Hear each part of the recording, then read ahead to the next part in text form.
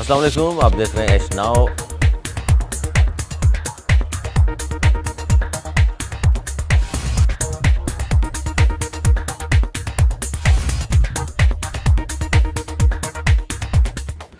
अस्सलाम वालेकुम, आप देख रहे हैं एच नाउ। मैं हूं अली सरवर। पाक फौज ने कहा है कि फौजी तनसीबात पर हमला करने वालों का आर्मी एक्ट और ऑफिशियल सीक्रेट एक्ट के तहत ट्रायल होगा। इसके अलावा फजल रहमान साहब ने धरना ख़त्म करने का ऐलान कर दिया और कहा कि हम अदालत की कद्र मंजिलत बहाल करना चाहते हैं। पुलिस रेंजर्स हट जाए, हम सुप्रीम कोर्ट की इमारत की हिफाजत करेंगे। अब फैसला पाकिस्तान की आवाम ने करना है। मरीम नवाज़ साहिबा ने फरमाया कि चीफ जस्टिस साहब, आवाम का ये समंदर देख कर खुशी हुई या नहीं। इमरान खान साहब ने आज फिर इल्ज़ामात आयद किए हैं और इमरान खान ने ये कहा कि जलाओ, घेराव और बास मकामात पर फायरिंग एजेंसियों के अफराद ने की, और साथ ये भी कहते हैं मुझे बगावत के जुर्म में कैद करने की कोशिश की जा रही है। बहुत ही ख़तरनाक स्टेटमेंट है ये। जबकि बिलावल भुट्टो ज़रदारी साहब ने बहुत अहम गुफ्तगू की और उन्होंने कहा कि इमरान खान का मुकाबला हमने इलेक्शन में ही करना है, इलेक्शन के लिए हम तैयार हैं। इसी पर हम बात करेंगे। हमारे साथ मौजूद हैं नवेद ज़ुबैरी साहब, सीनियर तजज़ियाकार दानिश, बहुत शुक्रिया सर आपका। अनीस मंसूरी साहब, सीनियर सहाफ़ी तजज़ियाकार, बहुत शुक्रिया अनीस मंसूरी साहब आपका भी। सबसे पहले यहीं से आगाज़ करते हैं। पाक फ़ौज का जो आज बहुत अहम एक इजलास था कोर कमांडर्स का, उसके बाद जो प्रेस रिलीज़ जारी हुई है उसके मुताबिक ज़ुबैरी साहब ये कहा गया है कि फ़ौजी तनसीबात पर जिन लोगों ने हमला किया उनके खिलाफ आर्मी एक्ट और ऑफिशियल सीक्रेट एक्ट के तहत ट्रायल होगा। पहले तो बताइए किस तरह देख रहे हैं इसको, और ज़ाहिर रिएक्शन तो आना था, जिस तरह हुआ इस तरह तो 75 साल में कभी नहीं हुआ। मतलब भारत और टीटीपी वाले ये जो काम नहीं कर सके वो हमने 9 मई को देखा। क्या कहेंगे आप? बिस्मिल्लाहिर्रहमानिर्रहीम। नहीं, बिल्कुल ठीक बात है। जो कुछ भी 9 मई को हुआ और उसके बाद जो चीज़ें हुई वो ऐसी नहीं है कि उसको टॉलरेट किया जाए या उस पर एक्शन ना लिया जाए। उस पर अगर एक्शन नहीं लेंगे तो ये फिर दोबारा इससे ज़्यादा उस पर होगी। मतलब ये गलती माफ़ करना ही सबसे बड़ी गलती होगी। तो ये बिल्कुल सही स्टैंड है। हमारे पाकिस्तान की जो जगहें हैं, स्ट्रेटेजिक जगहें हैं हमारी, और हमारी आर्मी की जो शहीदों की यादगारें हैं, कायदा-ए-आज़म जिना हाउस है, जो हमारे चीज़ें उसको कोर कमांडर घर है, कोर कमांडर घर, ये हमारी रेड लाइन है, ये हमारी रेड लाइन है। बिल्कुल, इस पे कोई कंप्रोमाइज़ नहीं हो सकता। पाकिस्तान की रेड लाइन है, इसको इंडिया तो क्या कोई भी नहीं छू सकता। तो हम अपने मुल्क में किसी उनके सहूलतकारों को छूने देंगे? ऐसा बिल्कुल भी नहीं होगा और मेरे ख्याल में होना भी नहीं चाहिए। और ये जो कुछ हुआ है, मैंने उस वक्त भी कहा था इसको पे बैक करना पड़ेगा। ये कर तो दिया मगर उनको इतना अंदाज़ा शायद नहीं था या अब हो जाएगा कि उन्होंने कर क्या दिया है। एक आपने स्टेट से खेला है ना, स्टेट, हमारी स्टेट को आपने क्या समझ लिया? वो एम आलम, मतलब अब लोगों के जज्बात को आप किस तरह रोका हुआ है लोगों ने, और पाक फौज ने कितना सब्र किया उस वक्त। वो खराज तहसीन को हम पेश करते हैं। और ऐसी ऐसी चीज़ें उन्होंने की हैं जिस पे एक्शन जितनी जल्दी हो उतना अच्छा है, इसको डिले भी नहीं करना चाहिए। क्या कहेंगे अनीस मंसूरी साहब? किस पर? पाक फौज की जानिब से जो प्रेस रिलीज़ जारी हुई है फौजी तनसीबात के हवाले से, हमला जो जिन लोगों ने किया, जो भी शरपसंद दहशतगर्द थे, उनके खिलाफ आर्मी एक्ट और ऑफिशियल सीक्रेट एक्ट के तहत अब ट्रायल होगा। और इसमें ज़ाहिर है इस वक्त बहुत सारे लोग गिरफ़्तार भी हैं, बाज़ जिन लोगों की तस्वीर और वीडियो शवाहिद के तौर पर मौजूद भी हैं वो भी ज़ाहिर है देख भी रहे हैं, उनकी गिरफ़्तारी के लिए छापे भी मारे जा रहे हैं। किस तरह देख रहे हैं इस सारे मामले को आप? अली, जिस मौजू की तरफ आपने जिक्र किया है और ख़ास तौर पर पाकिस्तान की चीफ़ ऑफ आर्मी स्टाफ में जो मनसूब जो बयान जारी किया गया है कोर कमांडर कॉन्फ्रेंस में, कल से ये अफवाहें गर्दिश कर रही थी, बल्कि हफ्ते के दिन से अफवाहें गर्दिश कर रही थी कि कोर कमांडर कॉन्फ्रेंस जल्द बुलाई जाएगी। और उसकी वजह, सबसे बड़ी वजह ये थी कि इमरान खान को जब सुप्रीम कोर्ट से रिलीफ दिया गया और सुप्रीम कोर्ट से जिस तरीके से उन्हें एक बादशाह सलामत बनाकर पेश किया गया और कहा गया कि ये पाकिस्तान का सबसे ज़्यादा ताकतवर आदमी है, तो उसके बाद पाकिस्तान की फ़ौज में ज़्यादा तशवीश की लहर पाई जा रही थी। इसी हवाले से कोर कमांडर कॉन्फ्रेंस बुलाई गई थी और इस कोर कमांडर कॉन्फ्रेंस के 3 बड़े अहम नुक्ते थे। पहला नुक्ता ये था कि जो कुछ भी इस वक्त पाकिस्तान की आर्मी पर हमले किए जा रहे हैं, चाहे वो इमरान खान के जो बयानात की सूरत में हो या फिर मुख्तलिफ मुजाहरों की सूरत में हो, उसका किस तरीके से सद्देबाब किया जाए। दूसरा अहम नुक्ता ये था कि जो पाकिस्तान की आर्मी के मुतल्लिक जो अफवाहें गर्दिश कर रही हैं उसमें कितनी सदाकत है, और पाकिस्तान और ख़ास तौर पर इस कोर कमांडर कॉन्फ्रेंस के ज़रिए ये बताना मकसूद था कि जो कुछ लोग पाकिस्तान से बाहर बैठकर ये प्रोपेगेंडा कर रहे हैं कि पाकिस्तान की फ़ौज तकसीम हो गई है, इस तासुर को ज़ाहिल करना कि नहीं जी पाकिस्तान की फ़ौज जो है वो एक नुक्ते पर यकजा है। और तीसरा अहम नुक्ता ये था कि आइंदा के लिए इन तमाम मामलात को कैसे रोका जाए और किस तरीके से इसका हल तलाश किया जाए। अब आइए पहले मामले पर। जो पहला मामला था उसमें वाज़ेह तौर पर जो प्रेस रिलीज़ जारी की गई है, यही बयान मुत्तफ़िक़ा तौर पर ज़ाहिर कोर कमांडर कॉन्फ्रेंस का है, और उसमें वाज़ेह तौर पर कहा गया है कि इमरान खान को मज़ीद बर्दाश्त नहीं किया जाएगा। इमरान खान जिस तरीके से पाकिस्तान के अंदर तबाही मचा रहे हैं और जिस तरीके से पाकिस्तान के अंदर तफरीक और तकसीम की सियासत को फ़रोग़ देते हुए अपने मफादात को की तरवीश करके अपने मफादात को प्रोटेक्ट कर कर जिस तरीके से इक़्तिदार में आना चाहते हैं, ये कबूल नहीं किया जाएगा। ये वाज़ेह तौर पर कह दिया गया, और इसके लिए अगर पाकिस्तान की फ़ौज को आर्मी एक्ट का इतलाक़ करना पड़े तो उससे भी इज्तनाब नहीं बरता जाएगा। इसी वजह से वाज़ेह तौर पर यह कहा गया इस प्रेस रिलीज़ के अंदर कि आर्मी एक्ट के तहत ये मुकदमा दर्ज किया जाएगा, और इसमें यह ना समझा जाए कि इमरान खान पर नहीं किया जाएगा, क्योंकि इसके सहूलतकार और इसके मेन करता धरता ही इमरान खान है और इमरान खान पर यह मुकदमा दर्ज होगा। ये वाज़ेह तौर पर है। दूसरा नुक्ता ये कि ये जो अफवाहें गर्दिश कर रही थी कि पाकिस्तान के फ़ौज के अंदर तकसीम है, और ये कहा जा रहा था कि कोर कमांडर जो हैं हमारे लाहौर के, उनके साथ कोई मामला होगा, पिंडी के मुतालिक की बातें कही जा रही थी, और ख़ास तौर पर चंद वीलॉगर्स जिनका ताल्लुक साबिक पाकिस्तान की फ़ौज से ही है, वो इस खबरों को इस तरीके से फैला रहे थे कि अनारकी फैले। वाज़ेह तौर पर फ़ौज ने इस बात को कहा है कि जनरल आसिम मुनीर की क़यादत में पाकिस्तान की फ़ौज एक प्लेटफार्म पर यकजा है। और तीसरा और आखिरी नुक्ता, आइंदा के लिए क्या कहा जाए, तो फैसला किया गया है कि आइंदा के लिए किसी को लाडला नहीं बनाया जाएगा। चलें जी, ये फैसला पहले भी होता रहा, लेकिन लाडला नहीं बनाया जाएगा। इस पर बहुत सारे लोग बहुत सारी बात कर रहे हैं। चूँकि लाडले की बात हो ही गई है तो वो सवाल भी मैं पूछ लूँ ज़ुबैरी साहब से। सर, आज इमरान खान साहब ने एक बार फिर इल्ज़ामात आयद किए हैं, और वो भी ज़ाहिर है हमारे एजेंसीज़ पर। वो इदारे कह रहे हैं कि जी जलाओ, घेराव और बाज़ मकामात पर फायरिंग उन्होंने की, और आगे चल के इस खदशे का इजहार भी करने की कोशिश कर रहे हैं कि जी मुझे बगावत के जुर्म में कैद करने की कोशिश की जा रही है। आप क्या कहते हैं उनके इन बयानात पर, क्योंकि वो मुसलसल जो है इस तरह के बयानात दाग रहे हैं जो मुल्क और कौम और हमारे जो सिक्योरिटी के इदारे हैं, ज़ाहिर है मुतामिल अब पूरी दुनिया में ज़ाहिर मजाक बनता है कि साबिक वज़ीर आज़म है, और बयानात देखिए उनके। देखिए, ये बयान जो है ना, वो जो दे रहे हैं वो पाकिस्तान के अवाम के लिए, वो बाहर मैसेज कर रहे होते हैं। ये अपनी जो ड्यूटी है ना, वो बाहर जो उनके आका बैठे ना, ये उनको वो दे रहे होते हैं। यहाँ के लिए मैसेज और होता है, वहाँ के लिए और होता है। आप गौर कीजिएगा, अक्सर ये इंग्लिश में बोलना शुरू कर देते हैं, और इन बिटवीन पिछले कई दिनों में इन्होंने बहुत सारी गैर मुल्की खबर रजा एजेंसीज को भी इंटरव्यू दिए, और उसमें उन्होंने ये बात की। अब उनको नज़र आ रहा है कि उनकी किश्ती डूब रही है, और वो डूबता हुआ आदमी जितने भी हाथ पैर मारे, लेकिन अब उनका नसीब में डूबना है। सियासत में इतनी बड़ी गलतियों की गुंजाइश नहीं होती, ना ही इतनी बड़ी गलतियों की माफ़ी न माजी में किसी को मिली है, और ना ही लगता है कि जितना भी बड़ा लाडला हो इसको मिलेगी। ये इसने खुदकुशी कर लिया, सियासी खुदकुशी। ये जो डर है इनका कि जी मुझे बगावत के जुर्म में कैद करने की कोशिश की जा रही है, डर गया, जो किया उनको नजर आ रहा है।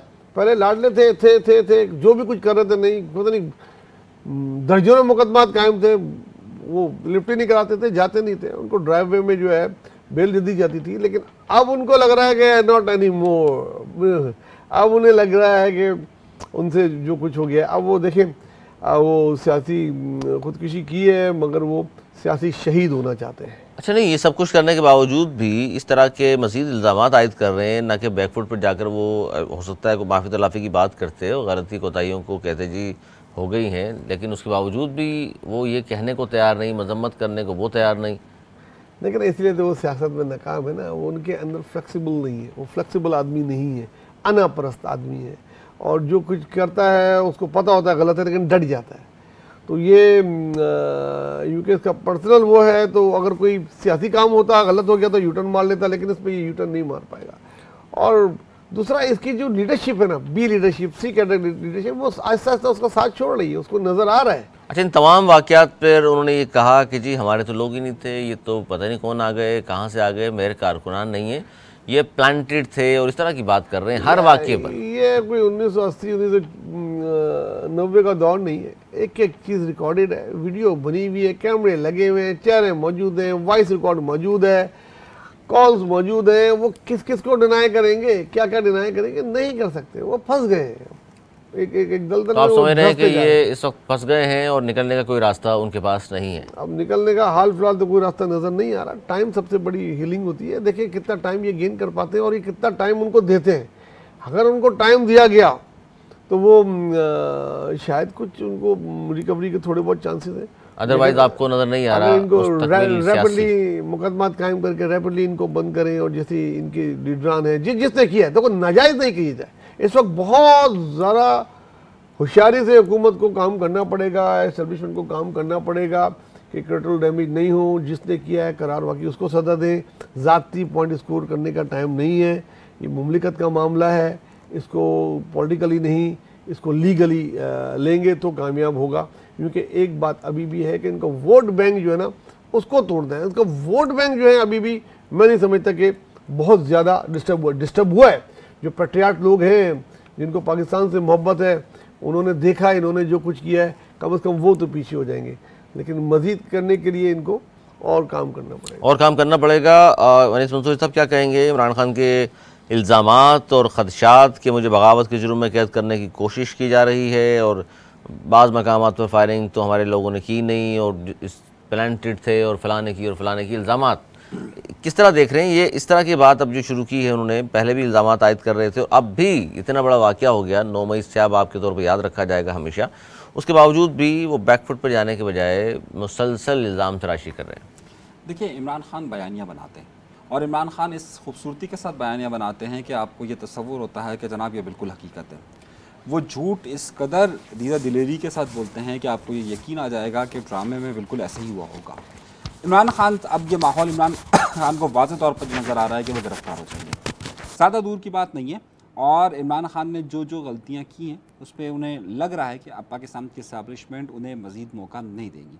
इमरान खान को जो कोई भी गुमान था कि अभी भी पाकिस्तान की इस्टेब्लिशमेंट के अंदर किसी कॉर्नर्स में उनके पास सपोर्ट मौजूद है, वो तमाम के तमाम सपोर्ट पिछले चंद दिनों के अंदर एक्सपोज हो गई है और आइंदा दिनों के अंदर उन्हें वो सपोर्ट हासिल नहीं होगी कि जो उन्हें माजी के अंदर रही है। जहाँ जहाँ से भी सपोर्ट थी आप कह रहे हैं सब ख़त्म? देखिए, कुछ जगहों से तो रहेगी, सही है, क्योंकि उनकी भी बका इसी में है। जैसे उमर अता बंदियाल है, सही है, उनकी बका इसी में है कि इमरान खान रहे। अच्छा। तो उमर अता बंदियाल के बारे में जो कुछ मैं कहता था पहले, अब वो सारे खुलकर आ गया। मैं बार बार कहता था कि वो जनाब इमरान खान साहब को किस तरीके से चुनते हैं, तो वो आपके सामने आ चुका है। अब तो किसी से ठकी छुपी बात ही नहीं रही ना। जब आप लोग कहते रहते थे कि जनाब मैं आता हूं उस तरफ, आर्टिकल लगेगा, नहीं आर्टिकल तो देखिए आज का फैसले फिर आना पड़ेगा, कहने लगे ना। नहीं आपके आज अगर ये बात करेंगे फिर आज के फैसले में भी आपको आना पड़ेगा। आऊंगा सही है। बंदियाल साहब, अगर इमरान खान को मुसलसल आप कह रहे हैं टोटली 100% सपोर्ट कर रहे थे, तो आज पंजाब का जो फैसला था कि 90 रोज़ में इलेक्शन, उसकी सुनवाई थी और उसकी सुनवाई में उन्होंने मज़ीद 8 दिन दे दिए और उन्होंने कहा जी समात मंगल तक हम मुलतवी करते हैं। और मैं दोबारा कहता हूँ कि जी मुज़ाकरात करें, मुल्क को आगे बढ़ाने के लिए आपस में बैठ कर बात करें। तो खान साहब कहाँ हैं इसमें? देखिए इमरान, मैं आपको पहले भी कई बार कह चुका हूँ, बहुत सारे लोग तो नज़र लगाए बैठे थे कि शायद केस शुरू होते ही मैं अपनी बात को रिपीट कर, वो कहेंगे कि जनाब अमल दरामद क्यों नहीं हुआ, घर जाएं। मैं अपनी बात को रिपीट कर रहा हूँ। उमर अता बंदियाल एक ब्यूरोक्रेट का बेटा है। उमर अता बंदियाल की पूरी ज़िंदगी ब्यूरोक्रेसी के साथ गुजरी है। मैंने ये बात जुमला एक बार नहीं 1000 बार आपके प्रोग्राम में बार बार इस बात को कहा है कि जनाब वाला उमर अता बंदियाल पर जब प्रेशर आता है, एक अच्छे ब्यूरोक्रेट के बेटे की तरह, एक अच्छे ब्यूरोक्रेट की तरह, एक अच्छे ब्यूरोक्रेटिक ख़ानदान के फर्जंद की तरह वो एक स्टेप बैक होते हैं और उसके बाद वक्त आने पर हमलावर होते हैं। आपको मैंने हमेशा ये कहा है कि जब कभी भी देखिए, जब पार्लियामेंट के अंदर तकरीरें शुरू हुई वो बैक हुए, ये सुप्रीम कोर्ट के बाहर आकर लोग खड़े हुए ये बैक हुए। ये एक अच्छा ब्यूरोक्रेटिक सियासतदान है उमर अता बंदियाल, और ये मैं बार बार आपसे कह चुका हूँ कि जनाबे वाला, और मैं आपसे नहीं कह रहा, आप तो अब कह रहे हैं, अब सारा मीडिया कह रहा है, हम तो पहले दिन से कह रहे हैं कि जनाब ये इमरान खान के लाड लें और ये ब्यूरोक्रेटिक सोच के हमें लें, और ये हमेशा उस वक्त हमला करेंगे जब मामला ठंडा हो जाएगा। तो अब ये जो 8 दिन की समाअत मुलतवी, थोड़ी देर समाअत हुई, दलाइल सुने, उन्होंने कहा ये 8 दिन फिर बात करते हैं, आप लोग मुज़ाकरात क्यों नहीं कर रहे? अभी आप खेल देखिए ना, देखिए एक तो मुज़ाकरात उनका काम नहीं है, अभी खेल देखिए इमरान। अच्छा, ये बड़ी अहम बात है कि पिछली बार भी मुज़ाकरात का कहकर जो फैसला जारी किया था ऑर्डर, उसमें उन्होंने मना कर दिया था कि हमने तो ऐसी कोई बात की नहीं, फिर दोबारा उन्होंने कह दिया। देखिए वो मुश्तरका इलेक्शन की समाअत थी कि जिसमें उन्होंने कहा कि 27 तारीख को कहा था, फिर उन्होंने मुलतवी कर दिया, फिर उन्होंने कहा कि होना चाहिए और फिर 3 हफ्ते के लिए मुलतवी कर दी। ये दूसरा केस है, उस केस में भी आज इन्होंने मुज़ाकरात को छेड़ा और 1 हफ्ते के लिए लेट कर दिया। नहीं, मुज़ाकरात का पहले भी कहा था, उस पर फिर इनकार कर दिया था कि हमने तो नहीं कहा मुज़ाकरात का। देखिए अगले 4-5 दिन मैं आपको बहुत क्लियर बता अच्छा, नहीं लंबा टाइम, मेरा मकसद ये था कि भाई लंबा टाइम देने का मकसद क्या है? कल सुनवाई दोबारा हो सकती थी, नोटिस जारी किए हैं अटॉर्नी जनरल्स को, कल बुला लेते हैं, परसों बुला लेते हैं, वजह? देखिए मैं अब आपको एक बात बता देता हूँ, एक ख़बर दे देता हूँ। एक बहुत बड़े हलके में बहुत बड़े ताकतवर लोग बैठे थे और वहाँ ये बात हुई कि अगर आपने इमरान खान को ब्रीदिंग टाइम दिया तो वो इससे ज़्यादा ख़तरनाक हमलावर होगा। हम जब इमरान खान को ब्रीदिंग टाइम देते हैं तो ये मामला ख़राब होता है। अगले 4 दिन के अंदर अंदर आप ये बात को देख लीजिएगा, इमरान खान को जो थोड़ा बहुत भी ब्रीदिंग टाइम अभी दस्तयाब है ये इसे आखिरी समझें, इसके बाद उसको ब्रीदिंग टाइम नहीं मिलेगा। और उमर अता बंदियाल इस बात को बहुत अच्छी तरह जानते हैं। 17 को ज़ाहिर है उनकी ज़मानतें ख़त्म हो जाएंगी, क्या कहेंगे ज़ुबैर साहब? आज बंदियाल साहब ने इस केस को आगे बढ़ा दिया 8 दिन के लिए, हालांकि बहुत सारे लोगों की नज़रें थी, लगता था कि जनाब आज केस शुरू होगा और वो कहेंगे जी 90 दिन आइन और कानून में लिखा है, आपने अमल क्यों नहीं किया तो घर जाएं। लेकिन उन्होंने बड़ी तहम्मुल से कहा कि जनाब मुज़ाकरात कर लें और 8 दिन बाद मेरे पास आइएगा। देखिए इसकी वजह उन्होंने एक जुमला, इसकी वजह अपने ही एक जुमले में बोल दी कि जब मुल्क हालत जंग में हो तो इस तरह के फैसले नहीं होते। ये अगर आप लोगों ने आइन कानून वही रहता है, हालत जंग हो या ना हो, लेकिन आज उनका ये जुमला था कि तो ये आइन और, इसमें मेरी बात हुई थी एक लॉयर से, उसने कहा, वो मुस्कुरा रहे थे कि यार कह दिया उन्होंने, लेकिन आइन और कानून के तहत फैसला करना होता है जज ने, चाहे सैलाब हो, आंधी हो, तूफान हो। देखिए आज जो सूरत हाल, इमरान खान हो, अगर जो सूरत हाल इस्लामाबाद की थी ना, आज बहुत नाजुक सूरत हाल इस्लामाबाद की थी। तो इसका मतलब ये कहना चाह रहे हैं वो बैकफुट पे चले गए, घबरा गए, डर गए? 75 साल से सुनते हुए आ रहे हैं नाजुक दौर है। नहीं, लेकिन जितना आज था ना, मैं कहता हूँ बहुत कम ऐसे मौके आए होंगे सुप्रीम कोर्ट के सामने हजारों की तादाद में फजलुर रहमान, तो आप कह रहे हैं प्रेशर में आ गए, डर गए? नहीं, पीडीएम के लोग मौजूद थे और आज अफवाह ये थी कि आज ये सुबह आके असेंबलियों को हो सकता है ये मुअत्तल कर दें या वज़ीर आज़म को नाअहल करार दे दें, उसके रिएक्शन में खुदा ना खाता ये असेंबली में ना घुस जाएं, या असेंबली में क्यों घुसेंगे, ये तो जाएंगे तो सुप्रीम कोर्ट। खाली सुप्रीम कोर्ट तो छोटी सी इमारत है, उसके बाद जब जितना बड़ा मजमा होता है कहीं भी घुसता है, कुछ भी हो सकता था,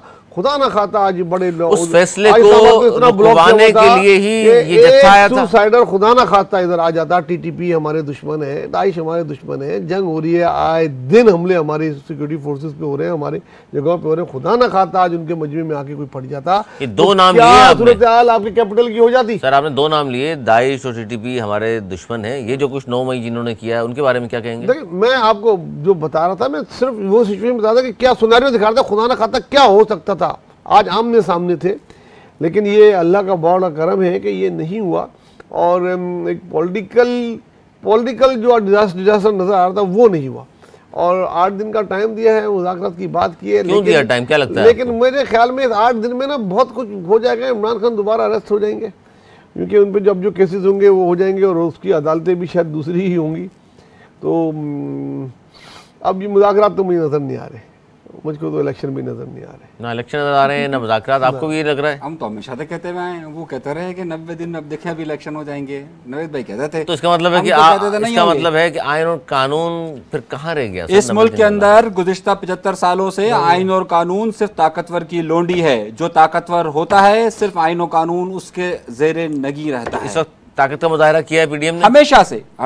पीडीएम की औकात क्या है? तो ताकतवर कौन है फिर? पीडीएम की औकात क्या है? वो ताकतवर, ताकत के ममदे के जिनके दरमियान इस वक्त जंग जारी है, वही ताकतवर लोग जो फैसले कर रहे हैं।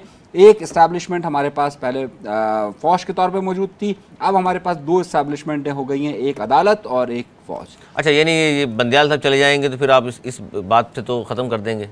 भाई जिस दिन टाइम ही इफ्तिखार कितना रह चौधरी गया है? जिस दिन टाइम ही इफ्तिखार कितना रह चौधरी गया है? पीपल्स पार्टी के खिलाफ फैसले करता था ना, उस वक्त हम बार बार कहते थे, जब वो कराची में आकर बेअमनी केसेस की समाते करता था, उस वक्त हम कहते थे कि जो ताकत का मंबा दे रहे हैं। अरे मैं छोड़िए ना मोहतरमा की बात को, मैं उस वक्त कहता था कि जब ये जिस जगह पर खड़ा हुआ है ये अदालत के निजाम को उस जगह पर लेकर जाएगा कि अदालतें इतनी ताकतवर हो जाएंगी कि वो आइन और कानून को पैरों तले रोंद कर अपनी सियासत को चमकाएगी। आज अदालतें उस जगह पर पहुंच चुकी हैं। अदालतों को ताकतवर तो होना चाहिए ना, आइन कानून के फैसले होंगे, आइन और कानून के मुताबिक फैसले होने चाहिए, अपने अपने मर्जी और मफादात के लिए फैसले नहीं होने चाहिए। ये उमर अता बंदियाल की औकात क्या थी कि ये एक मुल्जिम जब इमरान खान कटहरे के अंदर खड़ा होता है तो उसको कहता है कि बहुत अच्छा लगा, क्या उसने आज तक किसी और मुल्जिम को कहा है, क्या किसी और जज ने किसी जगह पर इस तरीके से कहा हुआ है?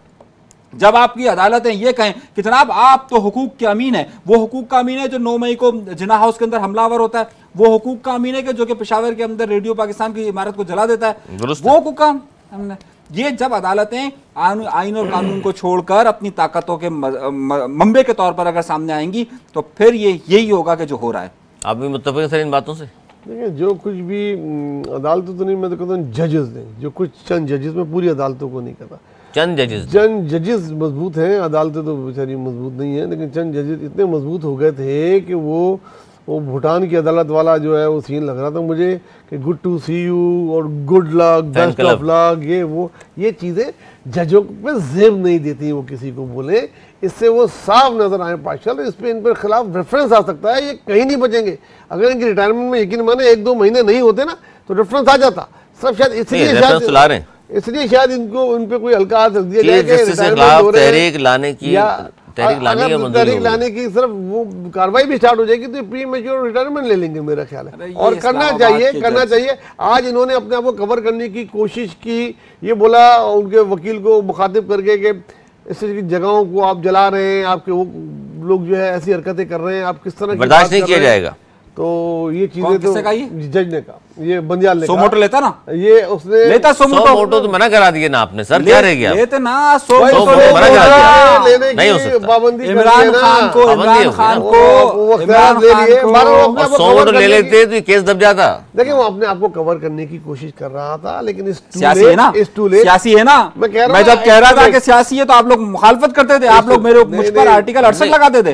आर्टिकल 68 आज आप कह रहे हैं, जाते जाते भी हो सकता है। आज आप लोग कह रहे हैं, आज आप लोग कह रहे हैं वो ये ना आप लोग कह रहे हैं का गुस्सा जैसा आप पे उतार थे। आज आप लोग कह रहे हैं, मान रहे हैं 9 मई नहीं हुआ था, 9 मई के बाद चेंज हो गई। 22 अगस्त से पहले कराची की सूरत अलग थी, 9 मई से पहले पीटीआई की सूरत अलग थी, जमीन आसमान का फर्क आ गया बहुत ज्यादा। अब आप लोग कह रहे हैं सुई आपकी अटकी। हमने तो मुन्ने के पाँव पालने में ही देख लिए थे ना, हमें तो मालूम था यही होगा। अच्छा जी, आज जो बड़ा धरना दिया गया था वो खत्म कर दिया गया, फजल रहमान साहब ने धरना खत्म करने का ऐलान कर दिया, लेकिन साथ में ये भी कहा कि 1 दिन के नोटिस पर दोबारा भी हम आ सकते हैं। लेकिन साथ में उन्होंने जो कुछ बातें की मैं चाहता हूँ जुबैर साहब आपको बताऊं मैं कि उन्होंने कहा कि हम अदालत की कद्र मंजिल बहाल करना चाहते हैं, पुलिस रेंजर्स हट जाए, हम सुप्रीम कोर्ट की इमारत की हिफाजत करेंगे, अब फैसला पाकिस्तान की आवाम को करना है। पहले तो बताइए कि ये 1 दिन का धरना, हालांकि कहा जा रहा था लंबा चलेगा, लेकिन जिस तरह समात लंबी नहीं चली, 8 दिन के लिए वक्फा हो गया, उससे कहीं जुड़ा कनेक्शन नजर आ रहा है आपको, या इन्होंने कहा नहीं बस ईशा हो गई, नमाज पढ़ लें, हम घर चलते हैं? देखिए, ये पावर शो था। पावर शो उस पावर शो के जवाब में था जो पीटीआई ने 9 तारीख को किया था। ये पावर शो था, और पावर शो ये फौज से ये ज्ञाती थी, अदालत से ये ज्ञाती थी, पाकिस्तान से ये ज्ञाती थी। अदालत आप बोला ना दबाव था, आपने क्या उसने क्या बोला, उसके जुमले बताओ ना। उसके जुमले तो जाहिर है मंजिल बहाल करना चाहते हैं। मैं उसी की रोशनी में बात कर रहा हूँ ना। अब था पावर क्या, वो उसमें किया था जो उनको ख्याल था कि ऐसा ना हो जाए जो अफवाहें रात गर्दिश करती रही कि सुबह जो है ना वो 11-12 बजे जनाब वो उसको फारिग कर देंगे। तो उसके जवाब में एक प्रेशर टैक्टिक थी, इस पॉलिटिकल टैक्टिक थी, और पावर शो उनका कामयाब रहा, उनका मैसेज भी कामयाब रहा, और नो डाउट 24 से 36 घंटे के अंदर इन लोगों ने ये किया, लोग इकट्ठे कर लिए, और ये एक कामयाब शो था।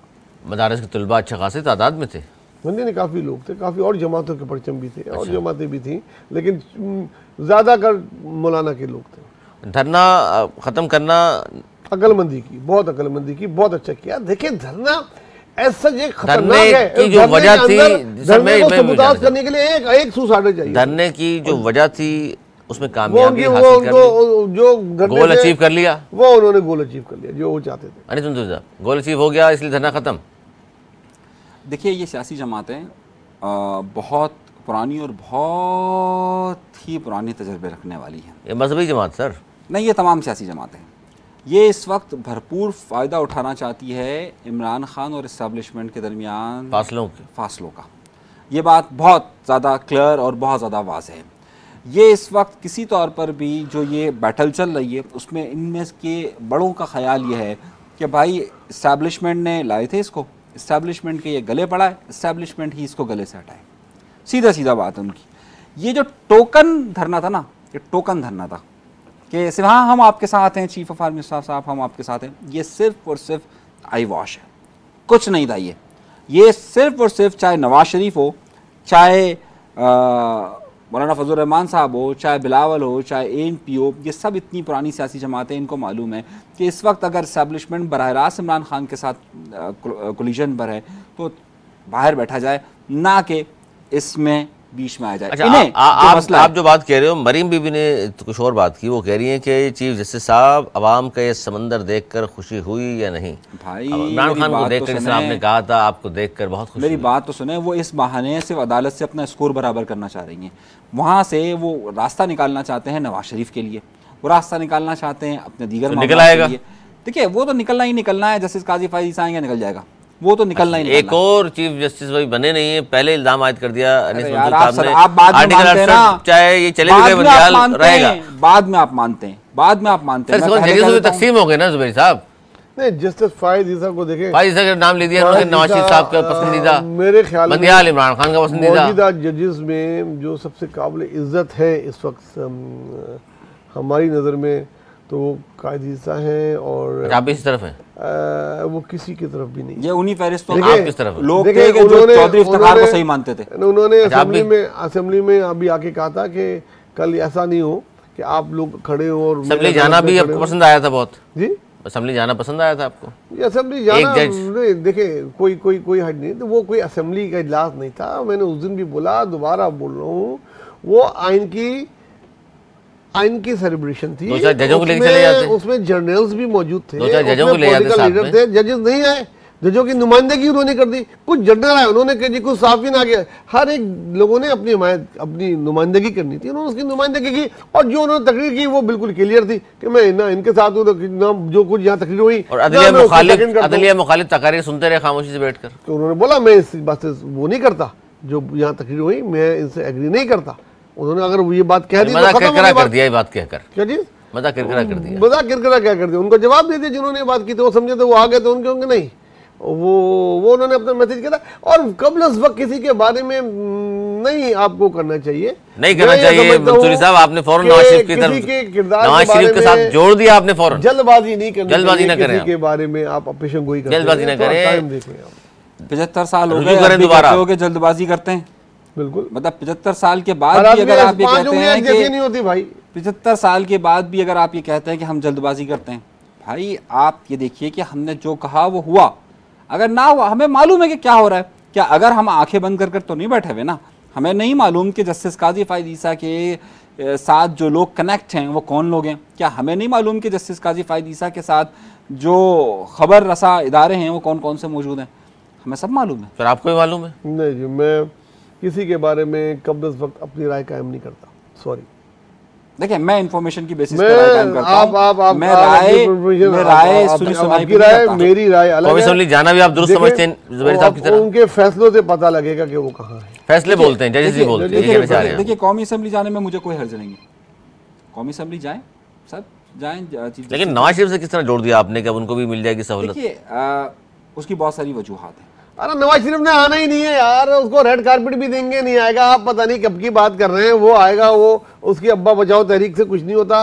वो आप उसको वज़ीर-ए-आज़म भी नामजद कर देंगे तब भी नहीं आने वाला। वो मैं ये बात बहुत पहले कह चुका हूँ। उनकी अपनी गवर्नमेंट थी यार, उनका भाई वज़ीर-ए-आज़म था, उनका भतीजा उस वक्त वज़ीर आला पंजाब था, तब नहीं आए। ये अब आएंगे, ये कभी भी नहीं आने वाले यार।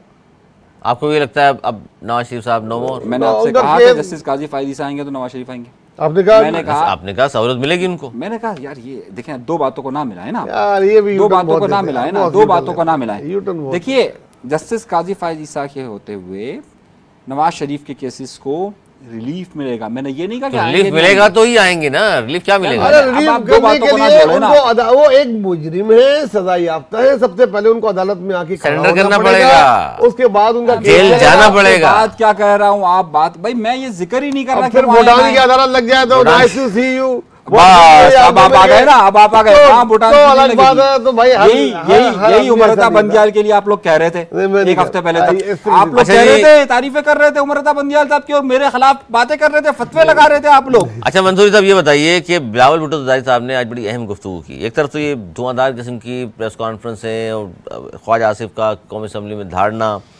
और सुप्रीम कोर्ट के बाहर मरीम बीबी का और दीगर रहनुमाओं का, जबकि बिलावल साहब ने बड़े संजीदा बात की। उन्होंने कहा देखिए, इमरान खान का मुकाबला हमने इलेक्शन में ही करना है। इसका मतलब है कि वो कहीं ना कहीं कह रहे हैं कि पाबंदी ना लगाएं इसके ऊपर। दूसरी बात, और उन्होंने कहा हम इलेक्शन के लिए तैयार हैं, इलेक्शन जब भी हो, मुकाबला हमने उसका इलेक्शन में ही करना है।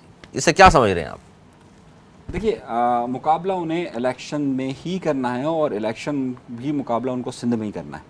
सिर्फ सिंध में? हाँ, पंजाब में भी पार्टी नहीं है। देखिए, पंजाब में भी उन जगहों पर जहाँ उनके इलेक्टेबल्स उनके पास हैं, तो ज़ाहिर है वो वहीं बार 15। तो जो बिलावल भुट्टो और पाकिस्तान पीपल्स पार्टी की सियासत है, वो इलेक्टेबल्स की सियासत है। उन्हें मालूम है पूरी फील्डिंग लगा हिंदुस्तान से खरीद लिए, और ये कहना चाह रहे हैं आप यहाँ पर? ठीक है, बिल्कुल ना। अब जैसे कराची में उन्होंने सियासत करते हैं वो, तो ज़ाहिर है उनको जो मुकाबले के लिए वो जब कहते हैं ना, वो इसी तरीके से कहते हैं। अब आप देखिए कि सिंध में मुकाबला होगा, बिल्कुल इलेक्शन का मुकाबला होगा, लेकिन एमकेएम पे पाबंदी होनी चाहिए। सही है, हाँ, ये मामला दूर निकल गए। हाँ, बिल्कुल इलेक्शन होना चाहिए, लेकिन पीटीआई के जो कारकुनान हैं उन सबको पकड़कर उन सबके क़िबले दुरुस्त होना चाहिए। खाली मैदान में मुकाबला करना चाहते हैं। हाँ, वो पाकिस्तान पीपल्स पार्टी बड़ा ज़बरदस्त खेलती है वो सियासत के। मैंने आपसे कहा ना, ये पक्के सियासतदान हैं, ये इस पूरे मौके से भरपूर फ़ायदा उठाना चाहते हैं। बिलावल का ये बयान आप समझ रहे हैं कि बड़ा मैच्योर और बड़ा दूरअंदेशी का मुजाहरा किया उन्होंने? नहीं, बिलावल के बयान में इसमें कोई ख़ास अंसर है क्या? ये तो एक सियासी बयान है। अच्छा, नहीं, बहुत सारे लोग जो बात कर रहे थे ना कि उन पर पाबंदी लगानी चाहिए, उसकी पार्टी पे, उसने कहा नहीं, हम मुकाबला इलेक्शन में ही करेंगे। देखें, बिलावल भुट्टो अलग अलग खेलते हैं ना। मैं आपको एक छोटी सी अच्छा, वाली साहब अलग खेल रहे हैं, अलग खेल रहे हैं। सही, एक मिसाल दे दूं। वहाँ पर वो नवाज शरीफ साहब के साथ मौजूद थे, और जब वो इस्टेब्लिशमेंट का नाम लेते कहते हैं इनको नाम नहीं लेना चाहिए। सही है, ये दोनों तरफ खेलते हैं ना, दोनों तरफ खेलते हैं ज़ुबैरी साहब। ऐसा नहीं है, देखिए वाली साहब अलग खेल रहे हैं, बेटा अलग खेल रहा है। पार्टी का लीडर पॉलिटिकल बात करेगा, वो कभी भी पॉलिटिकल पार्टी इलेक्शन से नहीं भागती। जैसे भाई आपने इतनी देर तकरीर की, अपनी पूरी दिल की भड़ास आपने निकाल दी, जो आपका माइंडसेट है आपने बयान कर दिया। अभी मैं कुछ बोल दूं? माइंडसेट नहीं, खबर नहीं खबर बनी। आपका पीपल्स पार्टी के लिए, बिलावल साहब के लिए कोई माइंडसेट है, आपने वो बयान कर दिया, वो हो गया बयान, चला गया आपका मैसेज। अब बड़ी मेहरबानी, थोड़ी देर जरा आप सबर कीजिएगा। देखिए, एक पॉलिटिकल लीडर पॉलिटिकल बात करता है। अगर इनकी ये ख्वाहिश है कि कोई एंटी स्टेट बात करे, या कोई मुल्क की तस्वीरात में हमला करे, या गद्दारी की बात करे, उनके लिए वो माफ़ी की बात करेगा। जिन्होंने किया उसको सजा दे, जिन्होंने नहीं किया उसको सजा नहीं दे। पॉलिटिकल असल चीज़ पॉलिटिकल सिनेरियो है, इलेक्शन होगा, जो जमात है वो आए, इलेक्शन लड़े, और हम इलेक्शन में उसका मुकाबला करेंगे, और इलेक्शन में ही हराएंगे। और हमें हराने के लिए इसने बहुत चीज़ें दे दी हैं, और ये कहते हैं सिंध तक मौजूद है। मैं आपको बता रहा हूँ, सिंध, बलूचिस्तान और तकरीबन 40% पंजाब, पूरी पीपल्स पार्टी इधर से मुझे जीतती नजर आ रही है, क्योंकि नून लीग का खात जो तकरीबन फिनिश नजर आ रही है, उसकी जो नून लीग की जो क्लैप्सोन है, उसका फायदा पीपल्स पार्टी उठाएगी, क्योंकि वो पीटीआई की तरफ नहीं जाने वाले। उनके लोग जो एंटी पीटीआई है ना, वही नून लीग में था। अब जब नून लीग के वो देख रहे होंगे नहीं है उनके इलेक्टेबल, लाजमी बात टिकट लेने इस तरफ आएंगे। और जाहिर सी बात है, पॉलिटिकल पार्टी है, इक़्तिदार के लिए, इलेक्शन जीतने के लिए ऐसे उम्मीदवारों को वोट देगी, वो टिकट देगी। तो ये कोई गलत चीज़ नहीं है, यही सियासत है, ये पॉलिटिक्स है। अब ये अपनी खातिर जमा रखें, जब वक्त आएगा तो पता लग जाएगा कौन कहाँ से जीता। अच्छा, आप भी हामी नहीं इस बात के कि इमरान खान पर या उनकी पार्टी पर पाबंदी आयद की जाए? देखें, अगर इमरान खान ने जो कुछ गलत किया है और वो साबित होता है, तो उसको उसकी सज़ा मिलनी चाहिए, लेकिन उसकी सज़ा पूरी पॉलिटिकल पार्टी को नहीं मिलनी चाहिए। जो लीडर उसमें मौजूद नहीं है और बाज़ वाकई नहीं है, उन पर पाबंदी नहीं लगनी चाहिए, पार्टी को पाबंदी नहीं लगनी चाहिए, बाकी फैसला आवाम पे छोड़ेंगे। क्योंकि बड़ी अहम बात आज अपोजिशन लीडर राजा रियाज के नाम से आप जानते होंगे, अपोजिशन लीडर है पाकिस्तान में, उन्होंने ये कहा है कि इमरान खान को सरेआम फांसी दे देनी चाहिए। उन्होंने भारत और तालिबान भी जो न कर सके वो कर दिया है। आप भी हामी इस बात के? उन्होंने भी वो कर अपोजिशन दिया लीडर कह रहा है सरेआम फांसी। उन्होंने वो अपोजिशन लीडर ने वो बात कह दी है जो कोई अपोजिशन लीडर नहीं कह पाता। तो उसको उसी तरह है, जिस तरीके के अपोजिशन लीडर है उस तरीके की वो बात कर रहे हैं। मैं उसकी बात पे कोई कमेंट ही नहीं करना चाहता। मंसूरी साहब, राजा रियाज ज़ाहिर है पीटीआई की टिकट पे आप जानते हैं कि जीते और अब वो अपने ही साबिक चेयरमैन के लिए वो कह रहे हैं जी सरेआम फांसी। जिस सरबराह के बारे में कहते हैं वो भी तो दूसरों पर जाके ड्रोन मरवाते थे, है ना। तो वो जो लबो लहजा उन्होंने अपनाया हुआ है वही लहजा कोई ना कोई और अपनाएगा। तो दर हकीकत और उनकी इमरान खान सफ का, से कोई निकल कर अपनाएगा। हाँ, इमरान खान ने जो लबो लहजा अपनाया हुआ है, ये गद्दार, गालियां देना लोगों को, मकाफात अमल का सामना करना पड़ रहा है जो गालियां दे रहे इमरान खान को। हैं, मैं ये समझता हूँ कि अगर इमरान खान किसी को गालियां देते हैं, अपने मुखालफिन के लिए ये बात करते हैं, तो बिल्कुल इमरान खान के लिए भी इस्तेमाल होगी। मैं अगर इमरान नहीं, खान गाली नहीं दी सर, ये तो उन्होंने वो कहा है कि सरेआम फांसी, ये कह रहे हैं सजा ये दी वो जाए, लोगों को उनको मरवाना, लोगों को सजा दी उठवाना, सब कुछ जायज़ करार देते थे। वो कहते थे मैं इसको उठवा दूँ, मैं इसको हटा दूँ रास्ते से, वो मेरी बंदूक की नशिश पर है। ये सब क्या था? ये सब क्या चीज़ें थी? वो लोगों पर ड्रोन मरवाए, वो लोगों को उठवाने की बात करे, वो लोगों को जिन लापता पर करने आप की बात ड्रोन करे। की बात करें, जिन पर ड्रोन की वो बात किया करते थे, वो जिनके ऊपर ड्रोन मरवाना चाहते थे, वो अलबत्ता इनके लिए अच्छे कलमात अदा कर रहे हैं। वो तो देखिए फिर एक अलग मामला उस बहस पे आ जाएगा, लेकिन असल में वो ही कभी नहीं बोलेंगे। नहीं, वो एक अलग बहस तो शुरू हो आपसे जाएगी बोला ना। नहीं जाएगा, कोई नहीं, बात वो एक अलग बहस शुरू हो जाएगी ना। वो बहस करनी शुरू, बहस तो कोई भी नहीं करेगा, लेकिन आपसे अरे वो मैं बोला नहीं सवाल कहीं जाएगा। और जा रहा था, वो कहीं और जा रहे हैं। अभी आपने दो आप राजा रियाज की बात कर रहे हैं, अगर आप उधर आना चाह रहे हैं तो हम चलो उधर बात कर लेते हैं। हम उधर बात कर लेते हैं फिर, अगर वो बात है तो। बिल आखिर अभी इलेक्शन हो, एक साल बाद हो, मुल्क में इलेक्शन ही होने ना, इलेक्शन के सिनेरियो पे। अच्छा, खान साहब की जो बात चल रही थी, राजा रियाज ने खान साहब की बात की, और खान साहब का ये बयान आज बहुत ज़्यादा अखबारात में, इस पर आर्टिकल भी लिखे गए हैं जो उन्होंने लफ्ज़ इस्तेमाल किए। चेयरमैन नैब को बेगैरत कहा, मैं लफ्ज़ इस्तेमाल करना नहीं चाहता लेकिन चूंकि उन्होंने किए हैं, और उनके हैंडलर को भी ये अल्फाज इस्तेमाल किए उन्होंने। तो ये खान साहब मुझे आज रज़ाई साहब की असेंबली में वो तकरीर याद आ गई जो शुरू के दिनों में उन्होंने की थी कि हम तो नैब को बर्दाश्त कर लेंगे। हाँ बिल्कुल, कहा तुमसे नहीं होगा ये, हम तो ये जेल काट लेंगे, तुमसे नहीं काटी जाएगी जेल। ये बात उन्होंने कही थी। बोला आ तो गए हो, तुम अपने वजन से ही गिर जाओगे, तुम ये सारी बातें आज, और बोला इतना करना जितना बर्दाश्त कर सको। तो मकाफत अमल उन्होंने लफ्ज़ों में उन्होंने सब कुछ पहली तकरीर में बोल दिया था, सारा सिनेरियो जो अब हो रहा है। जब वो दूसरों की माओ बहनों को अदालत लाए थे, आज उनकी बीवी आई तो वो आज मछली की तरह तेल में फ्राई हो रहा था। लेकिन ये वो चीज़ है जो आज बहुत दफ़ा रिपीट हुई है, मैं नहीं करना चाहता, लेकिन उन्होंने बहुत कुछ इस तरह की चीज़ें की थी। अब उन्हें बर्दाश्त नहीं हो रहा। नैब कितनी दफ़ा बोला गया, पीपल्स पार्टी तो बार बार कहती थी कि नैब बनाई ही मुशर्रफ ने जो है के लिए, जो पोलराइजेशन के लिए थी, ब्लैकमेलिंग के लिए बनाई गई थी, उसको खत्म करो। उसको नवाज शरीफ नहीं माना, उनके खिलाफ हुई, फिर नवाज शरीफ ने फिर इस्तेमाल की, अब फिर अभी हमने फिर ये कहा कि भाई इसको खत्म करो। ये इस तरीके का इदारा जो है ना ब्लैकमेलिंग के लिए होता है। आज हमारे लिए, कल तुम्हारी बारी है, वही हो रहा है। आप भी समझते हैं? जिस नैब को वो बड़ा कहते थे आज उसको गालियां दे रहे हैं। देखिए, इमरान खान एक जालिम आदमी है, और जब मजलूम कौन है सर? मजलूम पाकिस्तान की आवाम, मजलूम पाकिस्तान की आवाम है। मजलूम उस शहर की आवाम है जहाँ मैं रहता हूँ, मजलूम उस शहर की आवाम है जहाँ उसने हम पर पानी बंद किया, मजलूम उस शहर की आवाम। तो फिर पीपल्स पार्टी की बात आएगी ना सर।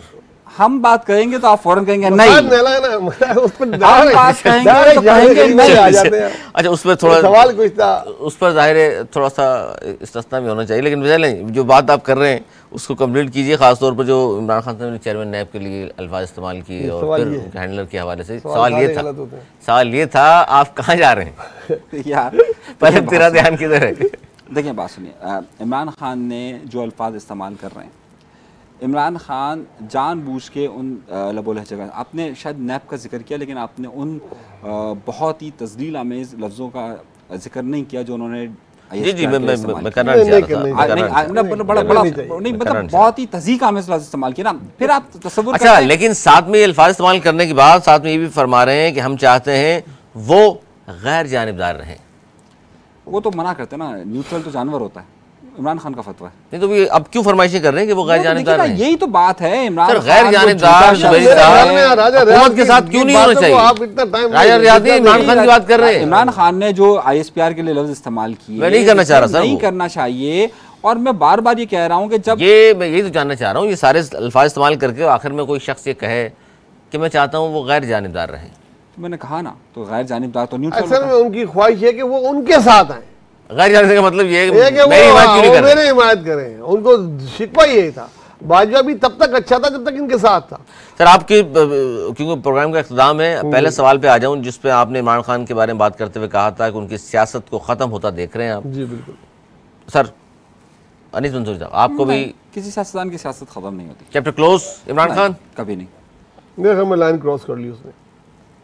इसके बाद पाकिस्तान की सियासत में उसकी इमरान खान की गुंजाइश मैं नहीं दिख रहा। ये भाई देख रहे हैं तो बड़ी बात। देखिए कुदरत चैप्टर क्लोज कर सकती है, कोई नहीं कर सकता, ये कहना चाह रहे हैं। जिंदगी की तो मैं कभी भी बात नहीं करूँ। जिंदगी तो अल्लाह ताला जितनी लिखी है वही पूरी उसकी होगी। सियासत में आगे नहीं देख रहे आप उनको। मगर मैं सियासत देखिए, मैं पॉलिटिकल बात करूँगा, मैं पॉलिटिकल एनालिसिस करता हूँ। पॉलिटिकली मेरे ख्याल में उसने खुदकुशी कर ली है और पाँव पे कुल्हाड़ा मार लिया। पहले मैंने कहा था ICU में, अब मेरे ख्याल में ये पॉलिटिकली ग्रेवयार्ड में बता रहे हैं अब तो आप। मेरे ख्याल में इसकी मौत हो गई। देखिए इमरान खान पॉलिटिकली मौत हो गई है, सियासी मौत हो गई इमरान खान की। जाते जाते आप भी बता दीजिए सर, ये समझते हैं आप भी? मैं नहीं समझता। देखिए इमरान खान इस वक्त दो तरह की सियासत होती है। एक सियासत हमारे पास होती है इक़्तिदार की सियासत, और एक होती है मज़ाहमत की सियासत। इमरान खान की सियासत इस वक्त इक़्तिदार से दूरी की सियासत है। आप उसे अगर सियासत का खात्मा समझते हैं तो आप समझ रहे होंगे मज़ाहमत का इस्तिगारा कौन है सर? लेकिन आप ज़रदारी की सियासत खत्म हो गई ना, मतलब तो इसका मतलब ज़रदारी की सियासत खत्म हो गई? नहीं ना, आप मेरी बात समझे। मेरा कहने का मकसद ये है कि नहीं, मेरा कहने का मकसद क्या है, अगर बार-बार आप जो इक़्तिदार की सियासत ज़रदारी साहब की सियासत है ना, ज़रदारी साहब किस तरीके से सियासत करते हैं इक़्तिदार की। इमरान खान चाहते हैं इक़्तिदार हैं, लेकिन मज़ाहमत के जरिए उन्होंने रास्ता वो अपना लिया है कि वो इक़्तिदार की सियासत से पीपल्स पार्टी मज़ाहमत नहीं करती? तो नहीं, मेरे जुमला सुन लीजिए ना। तो जो ये बात कह रहे हैं नवेद भाई कि उनकी सियासत खत्म हो गई, तो दर हकीकत तो इक़्तिदार की सियासत का खात्मा क्या कह रहे हैं। मेरा नहीं, ये इमरान खान की सियासी मौत की बात कर रहे हैं। PTI की मौत की बात नहीं की मैंने, इमरान खान की PTI की बात मेरे अपने मैं कह रहा हूँ इक़्तिदार की सियासत से वो दूर गए, इक़्तिदार की सियासत खत्म हो गई। सही है। मैं बात कर रहा हूँ कि उनकी मज़ाहमत की सियासत जारी रहेगी। हमेशा से अवाम के अंदर एक उनसर रहता है मज़ाहमत का। इमरान खान जिस सियासत की तरफ जाना चाहते हैं, इस वक्त जो महंगाई, बेरोज़गारी, गुर्बत का आलम है, उसमें उन्हें ये फ्यूल मिलता रहेगा और उनकी बात की कभी पिछले कई दिनों में उन्होंने बात की, और तो इलेक्शन और अपनी कोई बात नहीं कर रहा है। उसकी महंगाई गुर्बत पे तो जिक्र नहीं होते तो हम बोलते, और जो रही सही कसर थी वो उन्होंने 9वीं को पूरी कर दी। इसलिए वो तो उन्होंने खुद ने कह दिया ना कि मैं ये गुर्बत बेरोजगारी के लिए नहीं आया, मैं एक बड़े मिशन के लिए आया हूँ। वो बड़ा मिशन जो ये 9वीं वाला मिशन, जैसे आज नवेद भाई के दोस्त खालिद मकबूल सिद्दीकी साहब MQM के कन्वीनर ने कह दिया है कि MQM जो है वो दर हकीकत लोगों को हुकूक दिलाने के लिए नहीं आई थी। सही है। तो बिल्कुल उसी तरीके से सर MQM की देखिए आपने बात कर दी, उनके 2 रहनुमाओं पर हमला हुआ, बड़ी मुश्किल से बचे शरपसंदों ने, कसर नहीं छोड़ी थी, गाड़ी तबाह कर दी उनकी। साबिर कायम खानी और सलाउद्दीन साहब, उस पर भी चलें, अगले प्रोग्राम में तफसील से बात करेंगे। आपका बहुत शुक्रिया नवेद साहब, बहुत शुक्रिया आपका। अनीस मंसूरी साहब आपका बहुत शुक्रिया, क्योंकि बात बड़ी दूर तक चली जाएगी, बहुत सारी खबरें मज़ीद रह गई हैं, लेकिन मेरे दोनों मौजूद मेहमान गुफ्तगू से किस हद तक आप मुत्तफ़िक हैं ज़रूर मैसेज के ज़रिए में बताइएगा। अगले प्रोग्राम तक के लिए हमें दीजिए इजाज़त। मौलाना के बाद।